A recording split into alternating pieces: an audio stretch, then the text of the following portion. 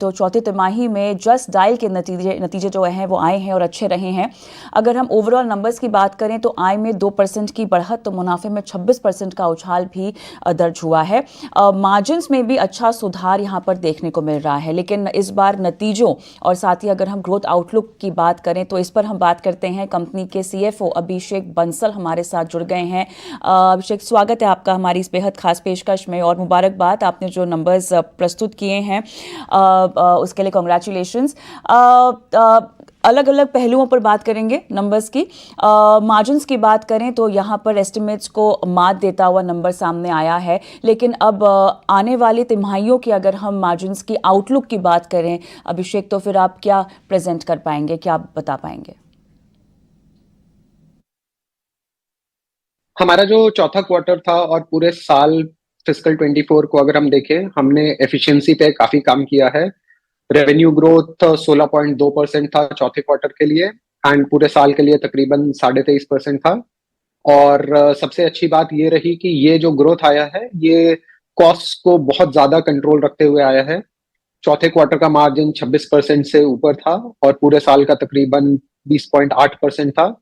सो इस साल हम लोगों ने अपने एम्प्लॉय एक्सपेंसेस को भी काफी हद तक कंट्रोल किया है। टेक और ऑटोमेशन की हेल्प से काफी कॉस्ट ऑप्टिमाइज हुए हैं।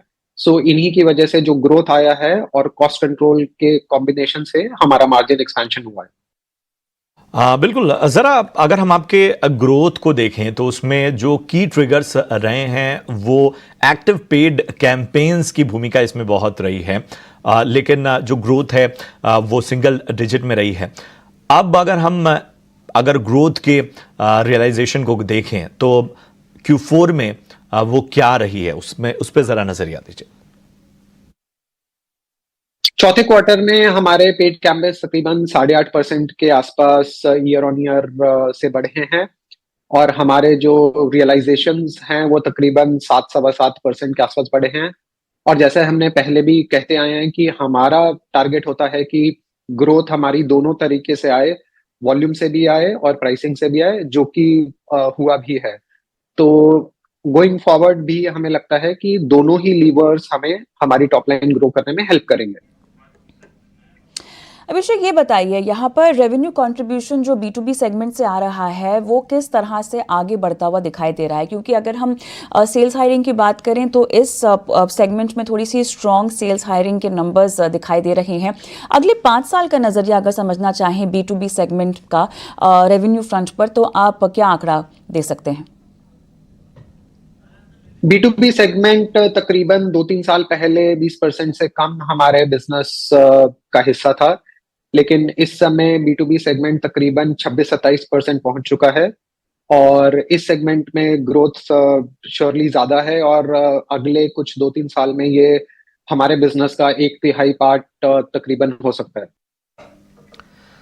अभिषेक, अगर हम आगे के आपके प्लान्स पर आपका नजरिया जानना चाहें तो खासतौर पे MSME बिजनेस को लेकर किस तरह के ग्रोथ प्लान पर आप फोकस कर रहे हैं, और किस तरह से कोशिश होगी पेड सब्सक्राइबर्स की संख्या बढ़ाने के लिए सेगमेंट में? अगर आप देखें, हमारा जो पूरा डेटाबेस है उसमें तकरीबन 4.5 करोड़ SME और सारे बिजनेसेस हमारे प्लेटफॉर्म पे लिस्टेड हैं। लेकिन इसमें से जो हमें एक्चुअल आज के समय में पे करते हैं वो तकरीबन 4,90,000 के आसपास ही हैं। तो ओवरऑल हमें लगता है कि ग्रो करने का बहुत ज्यादा स्कोप है।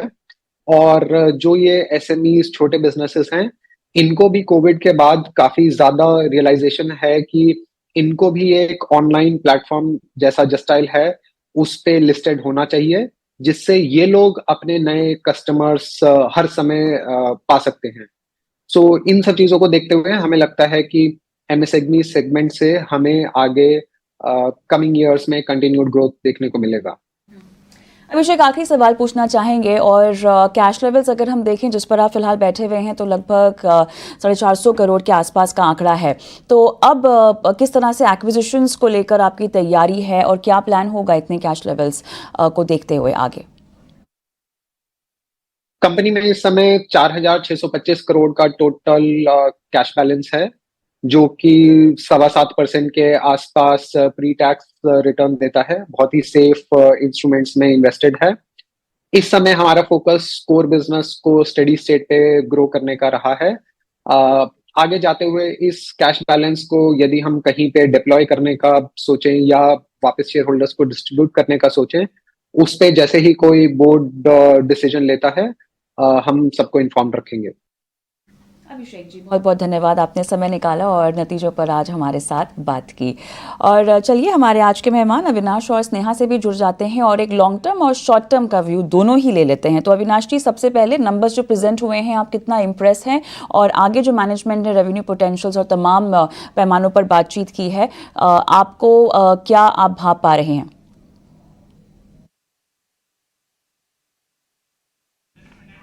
अविनाश, आप शायद म्यूट पर हैं जी। तो देखिए, जस्ट डायल के नंबर्स जो आ गए हैं, मुझे लगता है कि ऑपरेशनली बहुत ही बढ़िया नंबर्स है। हालांकि मार्केट का अनुमान था कि टॉप लाइन ग्रोथ भी उतनी ही एग्रेसिवली आएगी, पर मेरे ख्याल से जो कॉस्ट इनिशिएटिव्स इन्होंने अनाउंस कर दिए हैं, इसका असर नंबर्स में ऑलरेडी आ चुका है। मेरे ख्याल से अगला साल इनके लिए काफी अच्छा रहेगा और ज्यादातर जो प्लेटफॉर्म बिजनेसेस है वहां पे मार्केट्स काफी पॉजिटिव है, क्योंकि इंक्रीमेंटल जो टॉप लाइन ग्रोथ आता है वहां पे थोड़ा सा ऑपरेटिंग लिवरेज का भी बेनिफिट इनको मिलता है। तो मेरे ख्याल से नए सेगमेंट्स में और नए बिजनेस में और नए ज्योग्राफीज से अभी ये रेवेन्यूज कमा रहे हैं। तो मेरे ख्याल से लंबी अवधि के लिए अगर किसी को लेना है तो मेरे ख्याल से थोड़ा सा स्टॉक को करेक्ट होने दीजिए, क्योंकि अभी आज 10% स्टॉक ऊपर है, बट डेफिनेटली अगले 12-15 महीने की अगर अवधि देखें तो अच्छा इन्वेस्टमेंट ग्रेड स्टॉक है जो आपके पोर्टफोलियो में आपको इंक्लूड करना चाहिए। करीबन मैं समझता हूँ यहाँ से भी एक 20% की अपसाइड डेफिनेटली पॉसिबल लग रही है। स्नेहा, झटपट एक शॉर्ट टर्म व्यू चार्ट्स के बना पर। जस्ट डायल अगर आप देखें तो काफी अच्छा चार्ट स्ट्रक्चर है। अगर आप रिसेंटली जो काउंटर ने सपोर्ट लिया है 200 सिंपल मूविंग एवरेज है, उसके बाद उसने काफी अच्छा अपमूव दिखाया। वॉल्यूम बेस्ड बाइंग देखने को मिली। आज गैप अप ओपन होकर भी काफी अच्छी फॉलो अप मूव है। मुझे लग रहा है करके कि एक अच्छा बेस फॉर्मेशन हो रहा है अराउंड 930 940 जोन के आसपास। तो अगर कोई डिप्स है आता है तो उसमें लॉन्ग किया जा सकता है with a strict stop loss of 940। और अपसाइड में मुझे लग रहा है करके कि ये स्टॉक में पोटेंशियल है करके कि वो यहाँ से तेजी करता है। तो एक आप एटलीस्ट 1040 1030 का लेवल्स देख सकते हैं। चलिए, तो जस्ट डायल पर ये राय बन रही है लॉन्ग टर्म और शॉर्ट टर्म के लिहाज से नतीजों के तर्ज पर और मैनेजमेंट की बातचीत सुनने के बाद। लेकिन हमें फिलहाल योर स्टॉक में रुकना होगा एक छोटे से ब्रेक के लिए। ब्रेक के